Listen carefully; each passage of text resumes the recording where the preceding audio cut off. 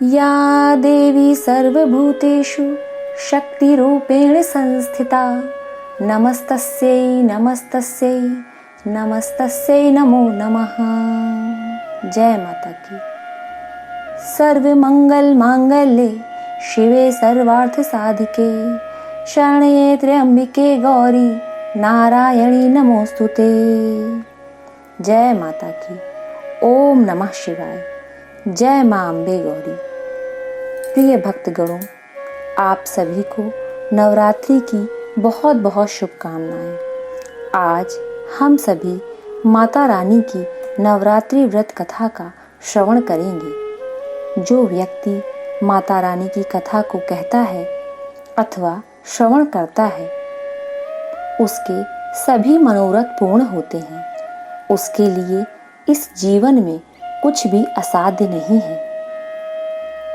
प्रिय भक्तगणों, तो आइए माता रानी की कथा का सच्चे हृदय से श्रवण करते हैं। बृहस्पति जी बोले, हे ब्रह्मन, आप अत्यंत बुद्धिमान, सर्वशास्त्र और चारों वेदों को जानने वालों में श्रेष्ठ हो। प्रभु, कृपा कर मेरा वचन सुनो। चैत्र, आश्विन, माघ और आषाढ़ के शुक्ल पक्ष में नवरात्र का व्रत और उत्सव क्यों किया जाता है? हे भगवान, इस व्रत का क्या फल है? किस प्रकार करना उचित है? और पहले इस व्रत को किसने किया है, सो विस्तार से कहो। बृहस्पति जी का ऐसा वचन सुनकर ब्रह्मा जी कहने लगे कि हे बृहस्पति, प्राणियों का हित करने की इच्छा से तुमने बहुत अच्छा प्रश्न किया। जो मनुष्य मनोरथ पूर्ण करने वाली दुर्गा, महादेव, सूर्य और नारायण का ध्यान करते हैं, वे मनुष्य धन्य हैं। यह नवरात्र व्रत संपूर्ण कामनाओं को पूर्ण करने वाला है। इसके करने से पुत्र चाहने वालों को पुत्र, धन चाहने वालों को धन, विद्या चाहने वालों को विद्या और सुख चाहने वालों को सुख मिल सकता है। इस व्रत के करने से रोगी मनुष्य का रोग दूर हो जाता है और कारागार में बंद हुआ मनुष्य बंधन से छूट जाता है। मनुष्य की तमाम आपत्तियां दूर हो जाती हैं और घर में संपूर्ण संपत्तियां आकर उपस्थित हो जाती हैं। वंध्या और काकवंध्या को भी इस व्रत के करने से पुत्र पैदा हो जाता है। समस्त पापों को दूर करने वाले इस व्रत के करने से कौन सा मनोरथ है जो सिद्ध नहीं हो सकता? जो प्राणी इस अलभ्य मनुष्य की देह को पाकर भी नवरात्र का व्रत नहीं करता, वह माता पिता से हीन हो जाता है, अर्थात उसके माता पिता मर जाते हैं और वह अनेक दुखों को भोगता है। उसके शरीर में कुष्ठ हो जाता है और अंगहीन हो जाता है। उसके संतान उत्पत्ति नहीं होती। इस प्रकार वह मूर्ख अनेक दुख भोगता है। इस व्रत को ना करने वाला निर्दयी मनुष्य धन और धन्य से रहित होकर भूख और प्यास के मारे पृथ्वी पर घूमता फिरता है और गूंगा हो जाता है। जो सधवा स्त्री भूल से इस व्रत को नहीं करती है, वह पतिहीन होकर नाना दुखों को भोगती है। यदि इस व्रत के करने वाला मनुष्य सारे दिन का उपवास ना कर सके तो एक समय भोजन करे और उस दिन बांधवों के सहित नवरात्र व्रत की कथा श्रवण करे। हे बृहस्पति, जिसने पहले इस महाव्रत को किया, उसका पवित्र इतिहास मैं तुम्हें सुनाता हूँ। तुम सावधान होकर सुनो। इस प्रकार ब्रह्मा जी का वचन सुनकर बृहस्पति जी बोले, हे ब्राह्मण, मनुष्यों का कल्याण करने वाले इस व्रत के इतिहास को मेरे लिए हो और मैं सावधान होकर सुन रहा हूँ। आपकी शरण आए हुए मुझ पर कृपा करो। ब्रह्मा जी बोले, पीठत नामक मनोहर नगर में एक अनाथ नाम का ब्राह्मण रहता था। वह भगवती दुर्गा का भक्त था। उसके संपूर्ण सद्गुणों से युक्त मानो ब्रह्मा की सबसे पहली रचना हो ऐसी यथार्थ नाम वाली सुमति नाम की एक अत्यंत सुंदरी पुत्री पैदा हुई।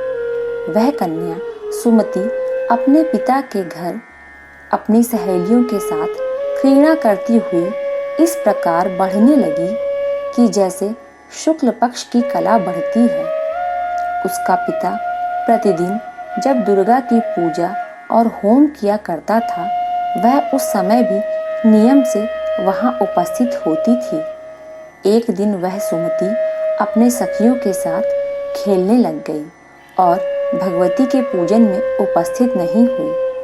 उसके पिता को पुत्री की ऐसी असावधानी देखकर क्रोध आ गया और वह अपनी पुत्री से कहने लगा, हे दुष्ट पुत्री, आज प्रभात से तूने भगवती का पूजन नहीं किया। इस कारण मैं किसी कुष्ठी और दरिद्री के घर तेरा विवाह करूंगा। इस प्रकार कुपित पिता का वचन सुनकर सुमति को बहुत बड़ा दुख हुआ और पिता से कहने लगी, हे पिताजी, मैं आपकी कन्या हूँ। मैं सब तरह से आपके अधीन हूँ। जैसी आपकी इच्छा हो मेरा विवाह कर सकते हो। होगा वही जो मेरे भाग्य में लिखा है। मेरा तो इस पर पूर्ण विश्वास है। मनुष्य जाने कितने मनोरथों का चिंतन करता है, पर होता वह है जो भाग्य में विधाता ने लिखा है। जो जैसा कर्म करता है उसको फल भी उसी कर्म के अनुसार ही मिलता है। क्योंकि कर्म करना मनुष्य के अधीन है, पर फल दैव के अधीन है। जैसे अग्नि में पड़े हुए तृणादि उसको अधिक प्रदीप्त कर देते हैं, उसी प्रकार अपनी कन्या के ऐसे निर्भयता से कहे हुए वचन सुनकर ब्राह्मण को और अधिक क्रोध आ गया। तब उसने अपनी कन्या का कुष्ठी के साथ विवाह कर दिया और अत्यंत क्रुद्ध होकर पुत्री से कहने लगा, जाओ, जल्दी जाओ, अपने कर्म का फल भोगो। देखें भला भाग्य के भरोसे रहकर क्या करती हो। इस प्रकार से कहे हुए पिता के कटु वचनों को सुनकर सुमति मन में विचार करने लगी, मेरा बड़ा दुर्भाग्य है जिससे मुझे ऐसा पति मिला। इस तरह अपने दुख का विचार करती हुई वह सुमति अपने पति के साथ वन में चली गई और उस स्थान पर उन्होंने रात बड़े कष्ट से व्यतीत की। उस गरीब बालिका की ऐसी दशा देखकर भगवती उसके पुण्य के प्रभाव से प्रकट होकर सुमति से कहने लगी कि हे ब्राह्मणी, मैं तुम पर प्रसन्न हूँ। तुम जो चाहो वरदान मांग सकती हो। मैं प्रसन्न होने पर मनवांछित फल देने वाली हूँ। इस प्रकार भगवती दुर्गा का वचन सुनकर ब्राह्मणी कहने लगी कि आप कौन हो जो मुझ पर प्रसन्न हुई हो। वह सब मेरे लिए कहो और अपनी कृपा दृष्टि से मुझ दीन दासी को कृतार्थ करो। ऐसा ब्राह्मणी का वचन सुनकर देवी कहने लगी कि मैं आदि शक्ति हूँ और मैं ही ब्रह्म विद्या और सरस्वती हूँ। मैं प्रसन्न होने पर प्राणियों का दुख दूर कर उनको सुख प्रदान करती हूँ। हे ब्राह्मणी, मैं तुम पर तेरे पूर्व जन्म के पुण्य के प्रताप से प्रसन्न हूँ। मैं तुम्हारे पूर्व जन्म का वृतांत सुनाती हूँ। सुनो। तू पूर्व जन्म में निषाद की स्त्री थी और अति पतिव्रता थी। एक दिन तेरे पति निषाद ने चोरी की।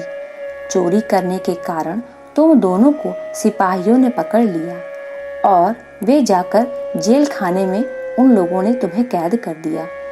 उन लोगों ने तेरे और तेरे पति को भोजन नहीं दिया। इस प्रकार नवरात्रि के दिनों में तुमने ना तो कुछ खाया और ना ही जल पिया। इस प्रकार 9 दिन तक नवरात्रि का व्रत हो गया। हे ब्राह्मणी, उन दिनों में जो व्रत हुआ, उस व्रत के प्रभाव से प्रसन्न होकर तुम्हें मनोवांछित वस्तु दे रही हूँ। तुम्हारी जो इच्छा हो सो मांग लो। इस प्रकार दुर्गा के कहे हुए वचन सुनकर ब्राह्मणी बोली, अगर आप मुझ पर प्रसन्न हैं तो हे दुर्गे, मैं आपको प्रणाम करती हूँ। कृपा कर मेरे पति के कोढ़ को दूर करो।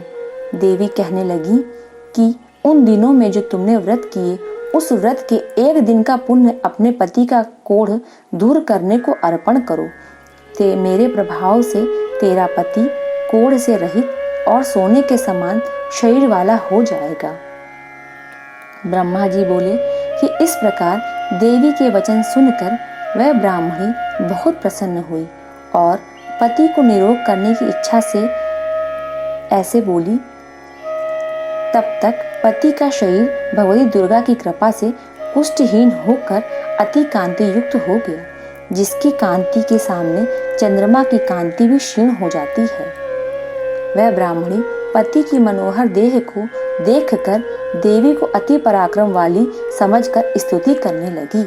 हे दुर्गे, आप दुर्गति को दूर करने वाली, तीनों जगत का संताप हरने वाली, समस्त दुखों को दूर करने वाली, रोगी मनुष्य को निरोग करने वाली, प्रसन्न होने पर मनवांछित वस्तु देने वाली और दुष्ट मनुष्यों का नाश करने वाली हो। तुम ही सारे जगत की माता और पिता हो। हे अम्बे, मुझ अपराध रहित अबला को मेरे पिता ने कुष्ठी मनुष्य के साथ विवाह कर मुझे घर से निकाल दिया। उनकी निकाली हुई मैं पृथ्वी पर घूमने लगी। आपने ही मेरा आपत्ति रूपी समुद्र से उद्धार किया है। हे देवी, मैं आपको प्रणाम करती हूँ, मुझ दीन की रक्षा करो। ब्रह्मा जी बोले कि हे बृहस्पति, इसी प्रकार उस सुमति ने मन से देवी की बहुत स्तुति की। उससे की हुई स्तुति सुनकर देवी को बहुत संतोष हुआ और ब्राह्मणी से कहने लगी, हे ब्राह्मणी, तेरे उद्दालक नामक का अति बुद्धिमान, धनवान, कीर्तिमान और जितेंद्रीय पुत्र शीघ्र ही होगा।